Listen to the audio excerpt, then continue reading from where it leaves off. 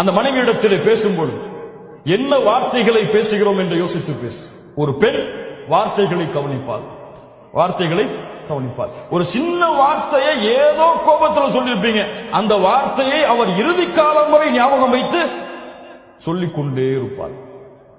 வார்த்தைகளை சரியாக பேசுங்கள். அல்லாஹ்வுடைய தூதர் ஸல்லல்லாஹு அலைஹி வஸல்லம் அவர்களுடைய முறை, அவருடைய மனைவிமார்களுடைய உள்ளங்களை வார்த்தைகளால் காயப்படுத்த மாட்டார்கள்.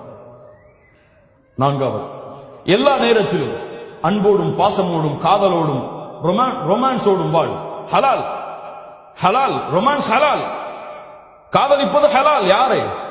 கல்லூரியில் படிக்கும் பொழுது கல்லூரியில் படிக்கக்கூடிய வாலிப பெண்ணை அல்ல, ஹராம். அந்த பெண்ணோடு பேசுவதில்ல, அந்த பெண்ணோடு டேட்டிங் செய்வதில்லை, ஹலால் ஹராம். டேட்டிங் ஹலால் எப்போது? திருமணத்திற்கு பிறகு. சேட்டிங் ஹலால் எப்போது? திருமணத்திற்கு பிறகு, திருமண ஒப்பந்தம் நடந்ததற்கு பிறகு. அல்லாஹ்வுடைய தூதர் ஸல்லல்லாஹு அலைஹி வஸல்லமுடைய வாழ்க்கையை பாருங்கள். ஆயிஷா ரலியல்லாஹு அன்ஹா சொல்கிறார்கள், நானும் அல்லாஹ்வுடைய தூதரும் ஒரே பாத்திரத்திலே குளிப்போம். லா இலாஹ இல்லல்லாஹ். இருவரும் மாறி மாறி ஊற்றிக்கொண்டு குளிப்போம்.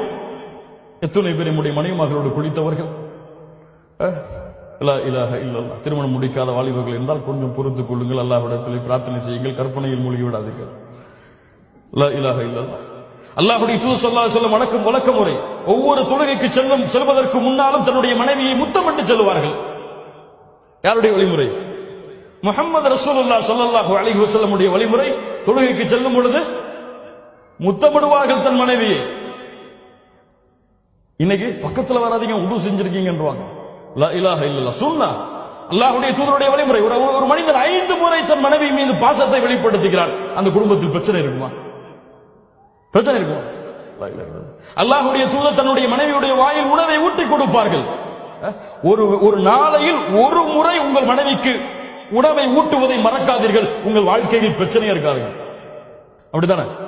உணவை ஊட்டும் பொழுது கோபத்தோட ஊட்டுவீங்க, வெறுப்போடைய ஊட்டுவீங்க. ஒருக்க எல்லா கவலையும் மறந்து ஒரு உணவை ஊட்டுவோம்னு ஊட்டுங்க, அல்லாஹ் உங்களுக்கு அதை கொண்டே உங்களுடைய வாழ்க்கையை சந்தோஷமாக்கிடுவான், மகிழ்ச்சியாக்கிடுவான். அல்லாஹ்வுடைய தூதர் தன்னுடைய மனைவி எந்த இடத்திலே கடித்தார்களோ அந்த உணவை அதே இடத்திலே வாங்கி கடிப்பார்கள். லா இலாஹ இல்லல்லாஹ். உஸ்வத்துல் ஹஸனா, உஸ்வத்துல் ஹஸன். கண்ணியத்துக்குரியவர்களே, அல்லாஹ் ரப்புல் ஆலமீன் இது போன்ற வாழ்க்கையை நமக்கு தருவான்.